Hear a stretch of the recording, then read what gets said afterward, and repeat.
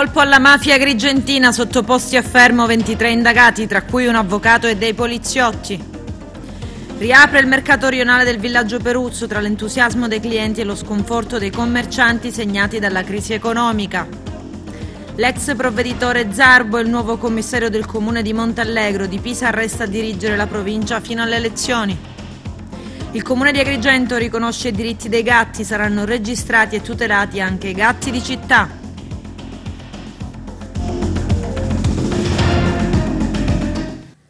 Bentrovati gentili telespettatori al nostro appuntamento con l'informazione. In apertura parliamo della maxi operazione dei carabinieri del Rosso, colpo alla mafia agrigentina, sottoposti a fermo di indirizzo di delitto 23 indagati, coinvolti anche un avvocato e dei poliziotti. Il servizio del nostro direttore Arturo Cantella. I carabinieri del Rosso, con il supporto operativo dei carabinieri del comando provinciale di Agrigento, Trapani, Caltanissetta e Palermo, del reggimento Sicilia, dello squadrone riportato Cacciatori Sicilia, del nucleo elicotteri, hanno dato esecuzione stanotte al decreto di fermo di indiziato di delitto emesso dalla Procura della Repubblica alla Direzione Distrettuale Antimafia di Palermo nei confronti di 23 indagati ritenuti a vario titolo responsabili dell'associazione per delinquere di tipo mafioso, Cosa Nostra e Stidda, concorso esterno in associazione mafiosa, favoreggiamento personale, tentata estorsione e altri reati aggravati perché commessi al fine di agevolare l'attività dell'associazione di tipo mafioso.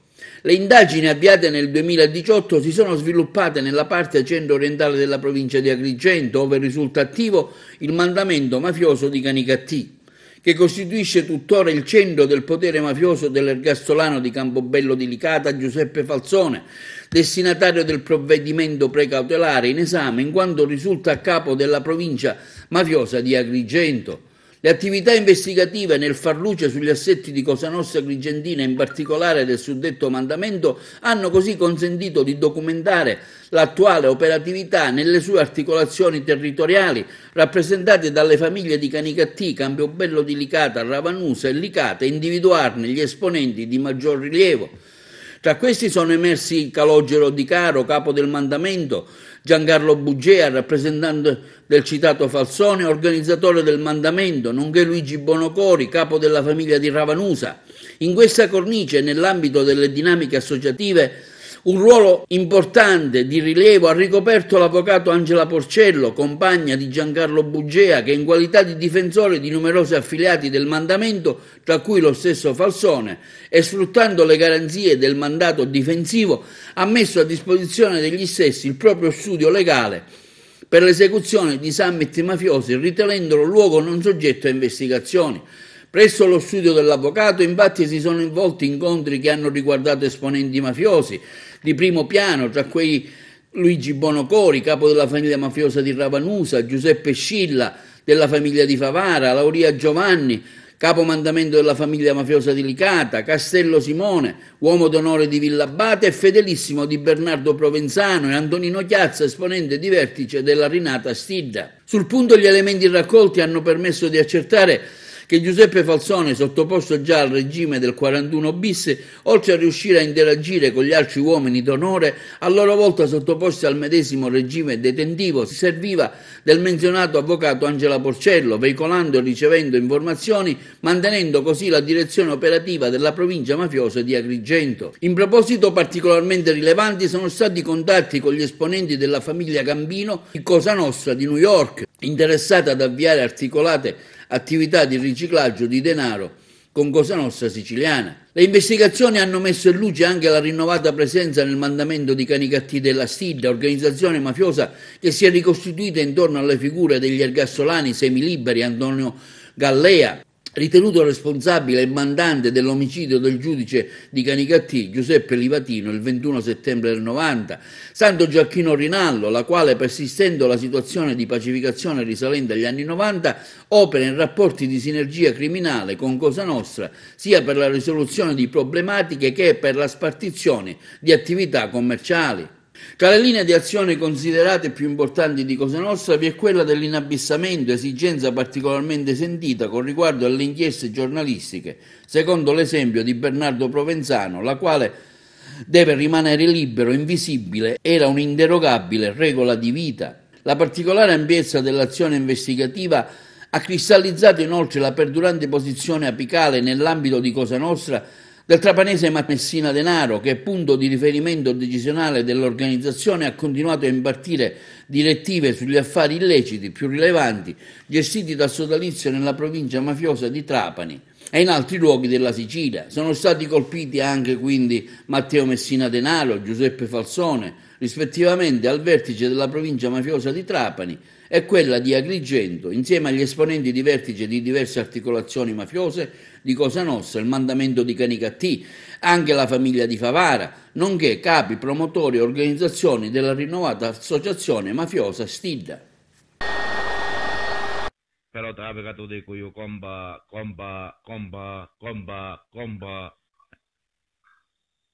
se ci va un semmola, era diverso, comunque.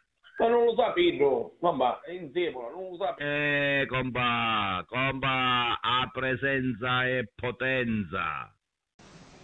Ma non c'è niente, ma perché va a finisce che lo sa la miseria, quando c'è miseria in un territorio può succedere di tutto e di più. Avvocatessa, siamo noi, la Sicilia è una terra desolata, è una terra di miseria. Mentre una volta un pochettino, anche se c'era la miseria, ora si formeranno situazioni di piccolo banditismo che sarà micidiale, questi nascono per natura, no? Lei la presenta un carciofo, sa come si coltiva il carciofo. Quando tu una zappata e tira lo carciofo e non c'è lo carciofo, ci sparano tutta? Sparano le carduna, noi le chiamiamo, no? Ogni carciofo si vede che fa 20 carduna, e così è la cosa. Quando non c'è un buon senso, diciamo, e ragionevolezza, ognuno poi ragiona a conto suo, e quando non c'è punto di riferimento comunque questa cosa del carciofo ora la utilizzo io. O si indirizza una società verso, o se no ognuno va per conto suo e non si capisce più niente, no? Ci vuole un minimo di organizzazione sociale, no? Chi la va a fare? Cosa la va a pigliare questa briga dell'organizzazione? Lo Stato non è che noi ci hanno macellato, perché poi è vero che c'erano state le cose brutte, ma c'erano state anche le cose a favore della società, no? È un insieme di cose, no? Quando si può pigliare solo il bello, anche il brutto. È così, la vita è complessa, le situazioni sono complesse, non è che c'è niente di facile. Non ho capito a chi cazzo si riferiva, perché tutta una volta è uscito con questa cosa delle capocciole e del Cardone. Però stavamo parlando della provincia di Agrigento e della Sicilia. Oh, mi sta a parlare, non ti faccio 30. Io dove fatto? Ma che ce lo potevo fare in mezzo, vero? In questo paese non ti fatto 30. Esatto. Nella vita si ricompare. Lui ha voluto che io ti chiamasse non per le questioni della causa, perché lo sa, casualmente quello non è che per una serie di cose che lui vuole sistemare, che avanti che ne abbiamo parlato per non farci capire ci è voluto i santi e il Padre nostro, quindi ora avete lui tutti e due e ci vuole un po' di quelle cose. Io un passo da qui 50 cazzo, sa quando sono 50 cazzo, sono 15.000 euro, diviso 2, che gli abbiamo fatto 15.000 euro che dovevano servire per detenuti, che ci conosce la spinacina. Ora tu mani da fare, che adesso scordo che dovranno a me, Cara, cosa conta devi portare a cosa, sai quando devi portare? Non mi ricordo che erano 12.000 euro, l'anno, quando si chiude l'anno. Quando? A Natale, quando devi portare? 12.000 euro, però sono sicuro già. Che te le portare? Che non racconto. Poi ha detto, a Cavaldonato non si guarda in bocca. Era rumeno, non no, Cavaldonato no, Cavaldonato, ancora non Cavaldonato, sono Cavaldonato non esiste, non c'è Cavaldonato. No, ma va bene, Cavaldonato non c'è Cavaldonato. Sono un cucino sono le punte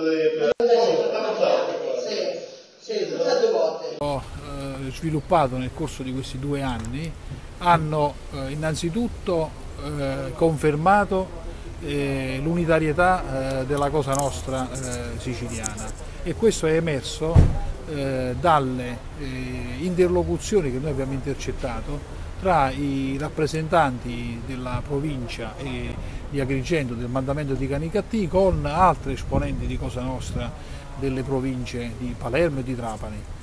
E l'altro dato che è emerso è che il latitante Matteo Messina Denaro è capo della provincia di Cosa Nostra trapanese, che ha saldamente nelle mani ed è anche punto di riferimento nelle dialettiche che puntano al riconoscimento di posizioni di vertice o a risolvere questioni di affari illeciti di questa componente agrigentina indagata che si rapportava appunto con il trapanese.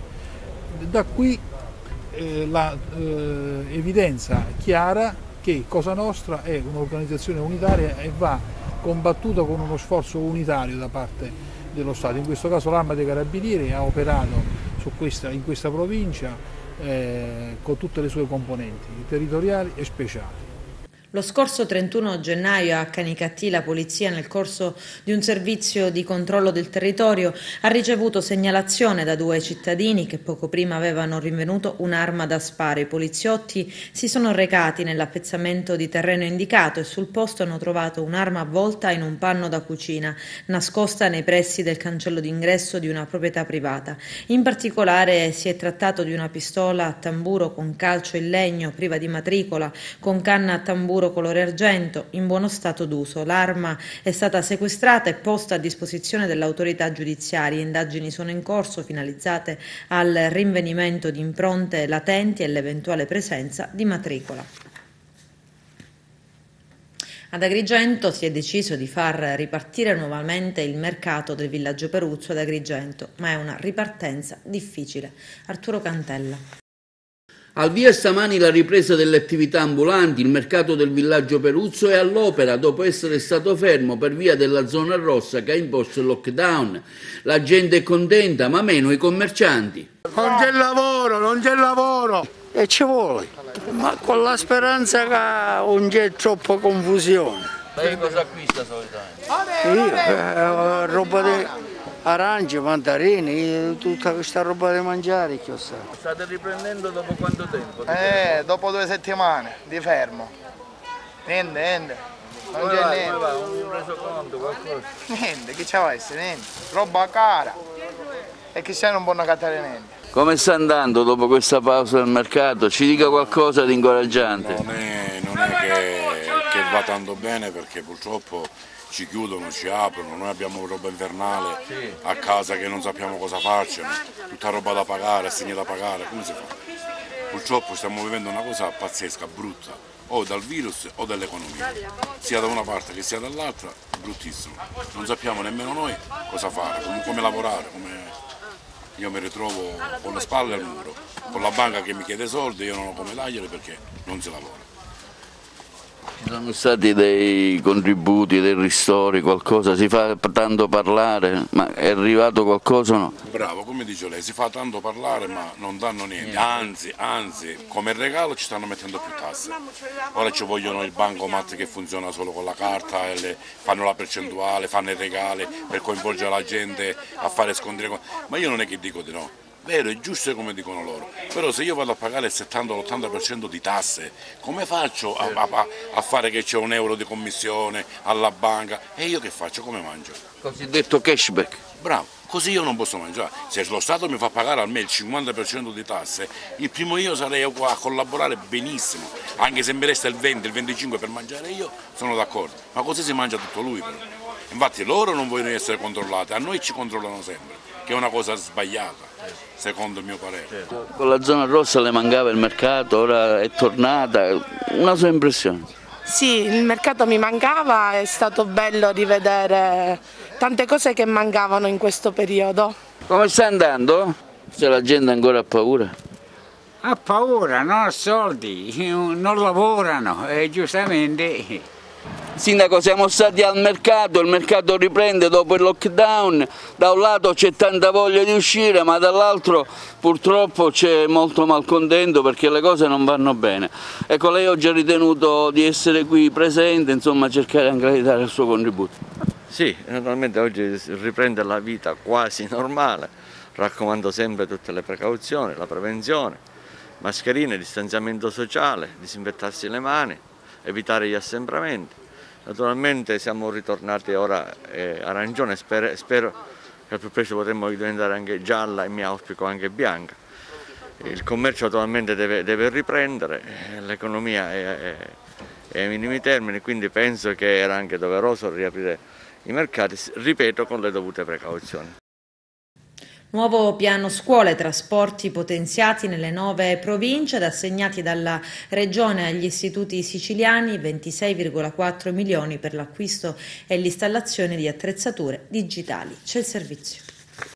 Pioggia di nuovi fondi per gli istituti scolastici della Sicilia, della Regione, infatti 26,4 milioni di euro per l'acquisto e l'installazione di attrezzature digitali, compreso il traffico dati, e per la riqualificazione degli ambienti scolastici a garanzia della sicurezza e del distanziamento individuale. Abbiamo dato attuazione pratica a quanto previsto dalla finanziaria 2020 a sostegno delle istituzioni scolastiche che, afferma l'assessore regionale all'istruzione Roberto Ragalla, confermano l'impegno del governo Musumeci per il potenziamento della dotazione informatica a supporto della didattica a distanza e per il miglioramento e la riqualificazione degli ambienti per la ripresa delle attività didattiche in presenza. Con l'imminente erogazione di queste risorse intendiamo anche favorire l'acquisto da parte delle scuole di dispositivi di protezione FFP2 per i docenti di sostegno in ogni ordine e grado e per gli insegnanti dell'infanzia, ma anche delle attrezzature di filtraggio dell'aria per l'utilizzo nei locali meno areati. La dotazione di 8,4 milioni di euro stanziati dalla legge regionale di stabilità per l'acquisto di tablet da consegnare in comodato d'uso agli studenti per la valorizzazione della scuola digitale sarà distribuita a 468 istituzioni scolastiche di ogni ordine e grado della Sicilia che hanno partecipato all'avviso pubblicato all'inizio di dicembre. I 18 milioni di euro destinati agli interventi di edilizia leggera nelle scuole per consentire il distanziamento interpersonale e l'acquisto dei dispositivi di protezione individuale invece sono stati distribuiti a 410 scuole. Il 50% delle risorse è stato suddiviso per il numero delle scuole partecipanti all'avviso pubblico, la restante metà in funzione del numero di alunni di ogni istituto. Ogni scuola dunque riceverà una mail con la comunicazione dell'importo assegnato e dovrà caricare sulla piattaforma predisposta la tipologia degli interventi programmati e il corretto progetto esecutivo. E ancora per il mondo della scuola e per gli studenti oltre 600 corse aggiuntive in tutta l'isola, più di altri 300 bus messi in campo anche col contributo di licenza NCC, taxi e bus turistici opportunamente contrattualizzati dalle aziende. Questi servizi aggiuntivi messi a punto per il trasporto e sicurezza sanitaria della popolazione scolastica nelle 9 province siciliane da lunedì 8 febbraio prossimo, giorno in cui rientreranno in classe gli studenti delle scuole superiori, seppur al 50%.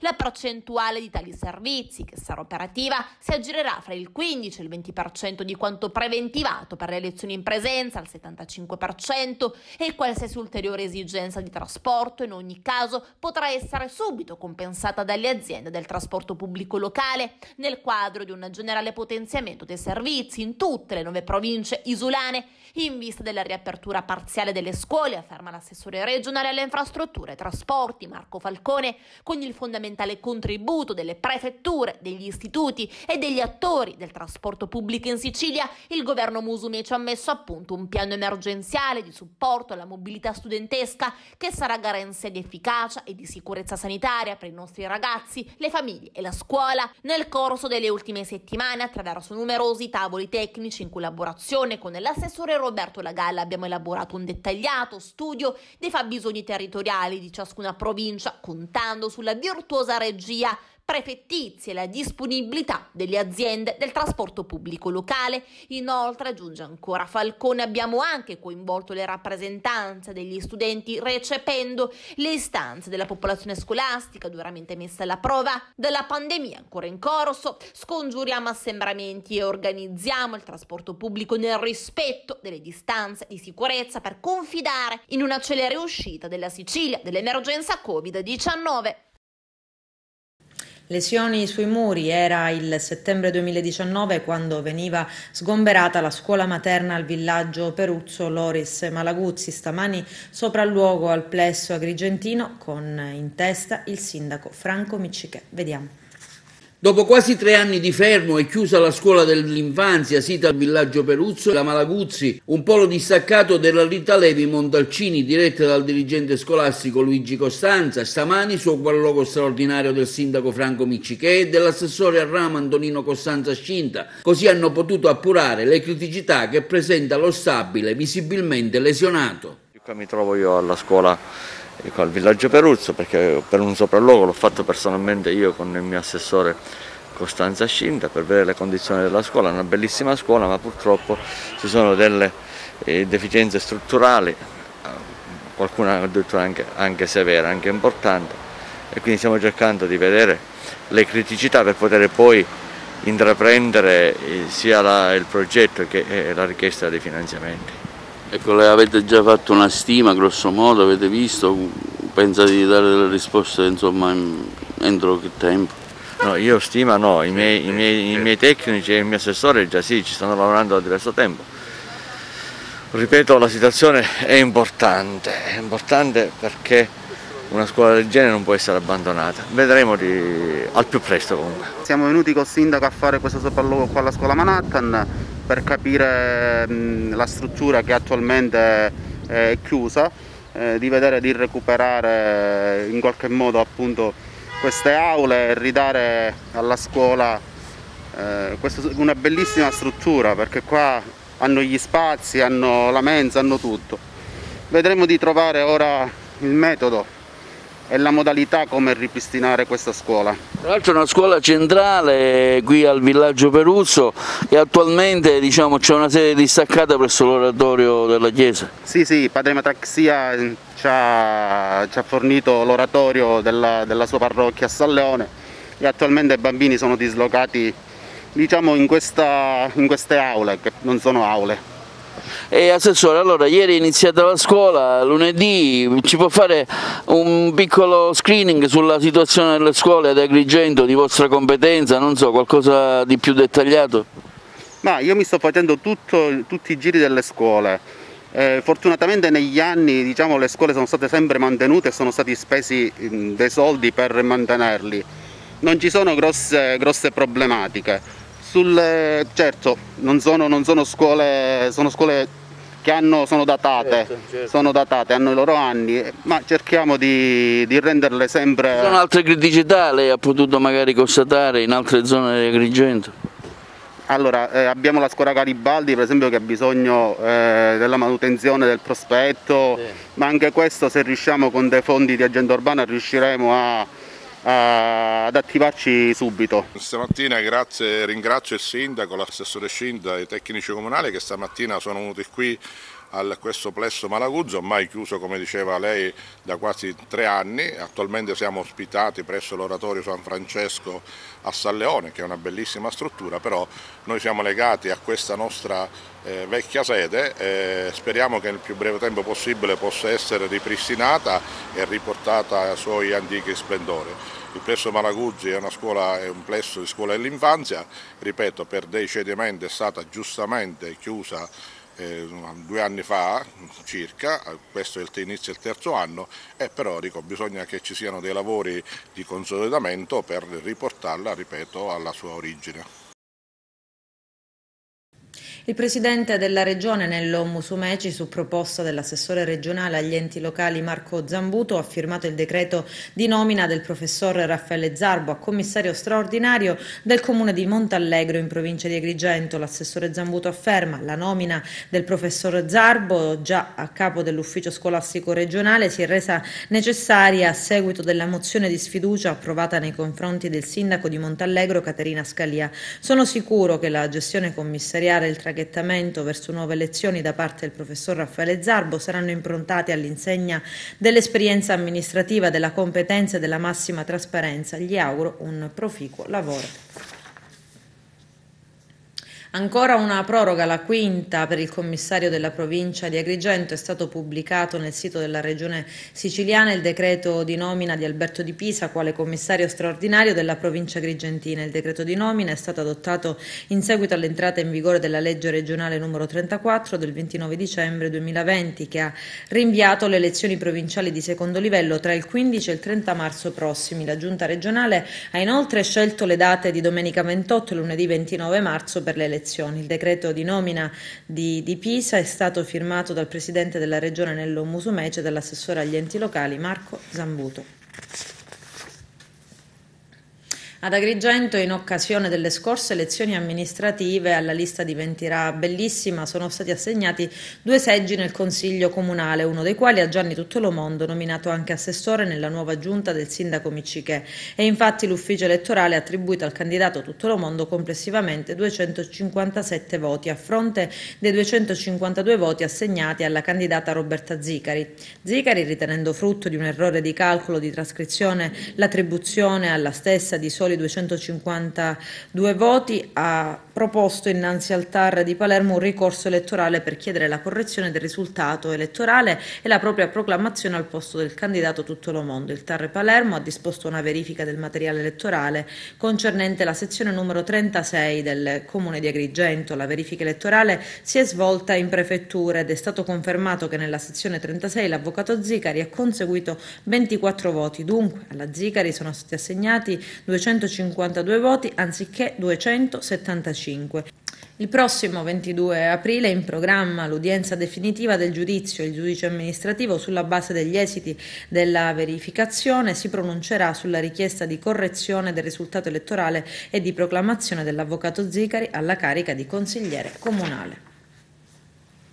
La riapertura e lo stato del viadotto Morandi di Agrigento è stato il tema centrale all'interno della Commissione urbanistica, assetto del territorio, viabilità, traffico e ambiente del Comune della Città dei Templi. La seduta, composta dai consiglieri Nello Amel, Valentina Cirino e Flavia Contino, è stata presieduta dal consigliere comunale di Fratelli d'Italia Fabio La Felice. Nel corso della seduta il presidente La Felice ha riferito ai componenti della Commissione di aver ricevuto informazioni dall'assessore Costanza Scinta sulla possibile apertura entro giugno, se il programma dei lavori verrà rispettato, di una delle 2 carreggiate dell'importante infrastruttura che sarebbe adibita a tratti con una doppia corsia. Al contempo il Presidente ha portato a conoscenza della Commissione dello stato dei lavori che ad oggi vedono completato il ripristino della maggior parte dei piloni del tratto che collega via Seneto allo svincolo di via Dante e dei primi piloni lato Fondacazzo. Ad Agrigento è stata istituita la colonia feline, i gatti saranno registrati. Il nostro direttore Arturo Cantella. Il comune di Agrigento sta istituendo per la prima volta in città la cosiddetta colonia felina. Si tratta del riconoscimento del ruolo dei gatti nel nostro ecosistema faunistico. Il legislatore ha definito e identificato le colonie feline come gruppo di gatti, minimo 2, che vivono in libertà e frequentano abitualmente lo stesso luogo, sancendone la natura di patrimonio indisponibile dello Stato.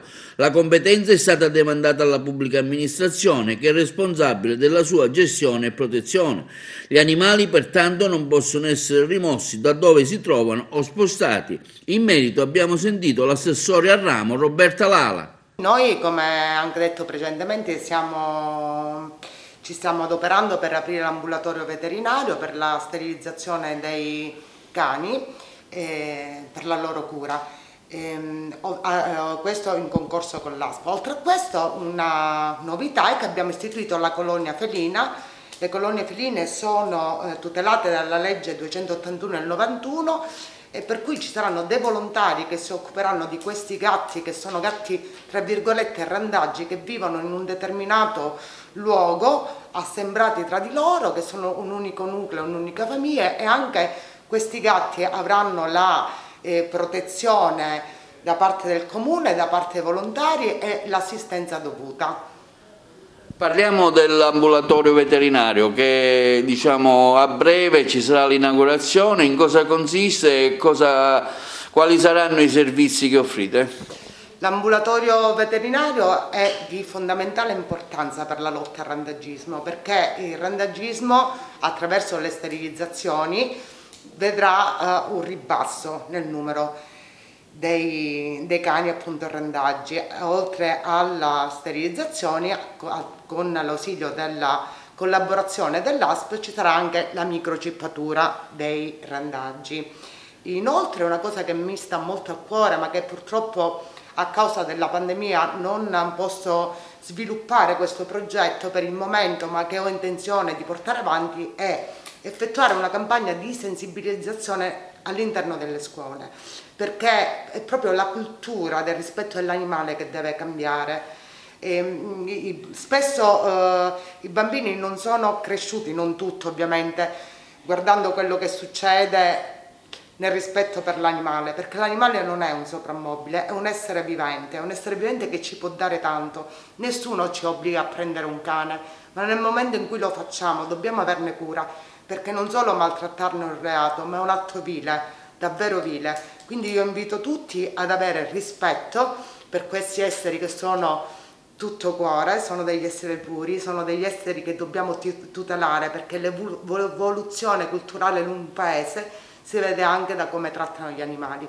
Noi vogliamo creare ad Agrigento una nuova realtà, una realtà che metta l'animale ad avere tutti i suoi diritti, ad essere protetto, ad essere adottato nel momento in cui viene abbandonato, e dobbiamo cambiarla questa cattiva gestione da parte di molti degli animali. Spesso troppi animali vengono abbandonati, soprattutto al meridione, quindi cerchiamo come comune di dare un sostegno sia sotto il profilo della cura dell'animale, ma anche cercando di fare in modo che questi cani vengano adottati, tranne per i cani che sono i cani di quartiere. I cani di quartiere sono quelli che crescono in un quartiere, non sono pericolosi. Questi cani non possono, molti mi dicono ma perché molti cani sono per strada e non stanno al canile? Perché un cane non si può condannare all'ergastolo dentro un canile, lo dice la legge. Un cane deve essere sterilizzato per legge, microchippato e poi rilasciato nel territorio. Ovviamente non nel caso in cui un cane è pericoloso, in quel caso purtroppo verrà chiuso nel canile senza possibilità di uscire. Ma i cani di quartiere sono cani che sanno vivere da soli nel quartiere, spesso la gente del quartiere se ne prende cura, quindi se molti di voi vedono dei cani di quartiere, il comune ha già, assieme al rifugio di cui in questo momento con il quale abbiamo contatto e contratto, guarda se questi cani assieme all'ASP sono pericolosi o meno. Se non sono pericolosi li rimette nel territorio. Adesso c'è la pubblicità, a tra poco vi aspetto. Dare priorità ai malati di diabete nelle vaccinazioni, perché è la seconda causa di morte. Vediamo. Da quello che stiamo vedendo, il vaccino si configura come quella che è stata definita la luce in fondo al tunnel, cioè vaccinare contro il Covid in atto è l'unica vera terapia che può determinare finalmente la cessazione di questa terribile pandemia. Qualche giorno fa noi abbiamo tirato fuori, come società scientifica, abbiamo tirato fuori uno slogan che è essenziale: vaccinare subito tutti. Questo è molto importante perché per le caratteristiche che il virus Covid-19 ha, un virus RNA con capacità di mutare, è ovvio che bisogna intervenire in maniera subitanea per evitare la insorgenza di mutazione del virus e quindi determinare un fallimento del vaccino stesso. In quest'ottica, tenuto conto che la mortalità per coronavirus, quindi le persone che purtroppo decedono, tra queste persone il record spetta ai pazienti con cardiopatia ischemica e al secondo posto i pazienti con diabete.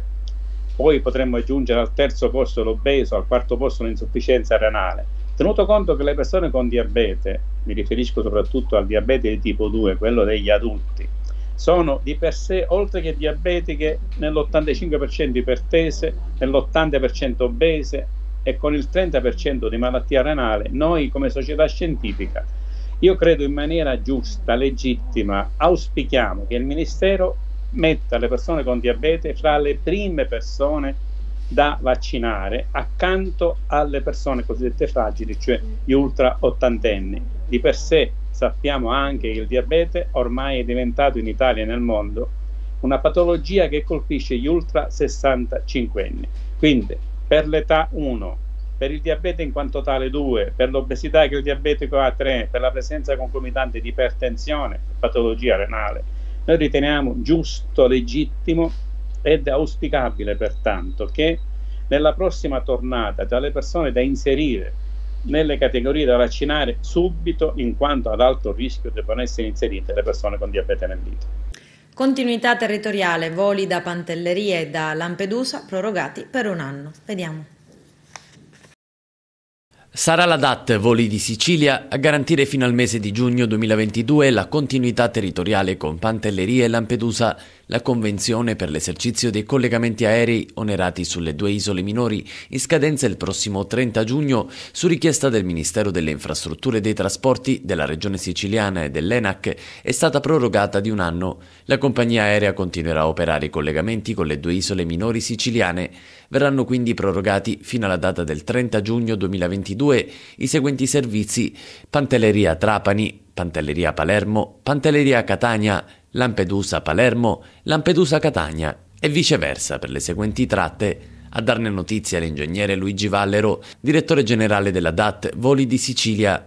Siamo estremamente orgogliosi di questa decisione da parte delle autorità che conferma il gradimento dell'elevato standard di servizio erogato alla collettività isolana da DAT Voli di Sicilia nei primi 2 anni e mezzo di operazioni, che ci permette di continuare a offrire lo stesso ai nostri passeggeri in questo momento storico particolarmente complesso. Si tratta di un riconoscimento importante che premia il nostro impegno quotidiano, tangibile nei dati di puntualità e regolarità operativa che hanno raggiunto nel corso dell'ultimo anno valori di eccellenza. Il nostro investimento in Sicilia continua a essere molto importante perché l'operazione coinvolge fino a 4 aeromobili simultaneamente che operano più di 6.000 voli all'anno. La nostra volontà è di ripartire a pieno regime quanto prima e come sempre con la dovuta sicurezza, guardando ai prossimi mesi con un rinnovato ottimismo. Dai primi riscontri la stagione estiva si presenta in modo positivo e l'auspicio è che sia in netta controtendenza rispetto al periodo invernale che stiamo affrontando.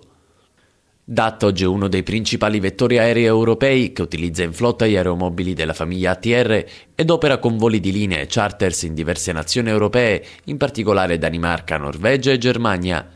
Opera in Italia con il marchio Voli di Sicilia dal 1 luglio 2018 come assegnataria fino al giugno 2022 dei collegamenti in oneri di servizio pubblico tra la Sicilia e le isole minori di Lampedusa e Pantelleria. Il Comune di Messina alle prese con il bilancio che sarà votato dall'Aula domani e con le dimissioni presentate dal sindaco Cateno De Luca. Ci sono i servizi. Ritengo che ora sia diventata stucchevole questo balletto, dimissioni sì, dimissioni no. Auspico che in questo Consiglio ci sia una presa di posizione forte del Consiglio Comunale, o in un senso o nell'altro, e che si smetta con questa storia di queste dimissioni. Dico, ormai ne abbiamo le tasche piene. Il Consiglio Comunale con queste dimissioni non c'entra nulla, è una scelta del sindaco, giusta, sbagliata, lo stabiliscono quasi sempre gli elettori in questo caso.